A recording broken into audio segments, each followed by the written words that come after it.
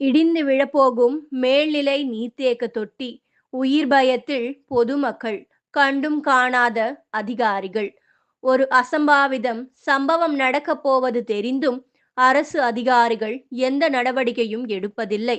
அச்சம்பவம் நடந்து முடிந்த பிறகு பாதிக்கப்பட்ட பொதுமக்களுக்கு நிவாரணம் வழங்குவது என தொலைக்காட்சியில் பெருமை காட்டி செயல்பட்டு வரும் அதிகாரிகளின் அலட்சிய போக்கு பற்றி பார்ப்போம். சென்னை சோழிங்கநல்லூர் தொகுதிக்கு உட்பட்ட 14வது மண்டலம் ஜல்லடியான்பேட்டை 191வது வார்டு அலுவலகத்தை ஒட்டி 20 வருடங்களுக்கு முன்பு மெகா நீர்நிலை தேக்க தொட்டி கட்டி வீடுகளுக்கு தண்ணீர் வழங்கப்பட்டு வந்தது. நாளடைவில் நீர்நிலை தேக்க தொட்டியை அதிகாரிகள் கவனிக்கப்படாமல் இருந்து வந்துள்ளார்கள்.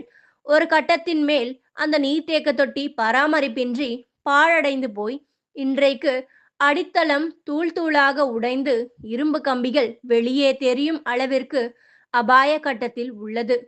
இந்த நீர்த்தேக்க தொட்டியை ஒட்டி அங்கன்வாடி மையம், அம்மா உணவகம் போன்றவைகள் இருந்து வந்துள்ளது. அபாய கட்டத்தில் உள்ள இந்த நீர்த்தேக்க தொட்டி இடிந்து விழுந்தால் குழந்தைகள் முதல் தாய்மார்கள் வரை பல உயிர் சேதம் நடைபெறும் வகையில் உள்ளது. இது ஆளும் கட்சி மற்றும் எதிர்க்கட்சி அதிகாரிகள் வேடிக்கை பார்த்து கொண்டுதான் இருக்கிறார்கள். இதற்கு எந்த ஒரு நடவடிக்கையும் எடுக்கப்படவில்லை என அப்பகுதியில் வாழும் பொதுமக்கள் எச்சரிக்கை மணி அடிக்கிறார்கள்.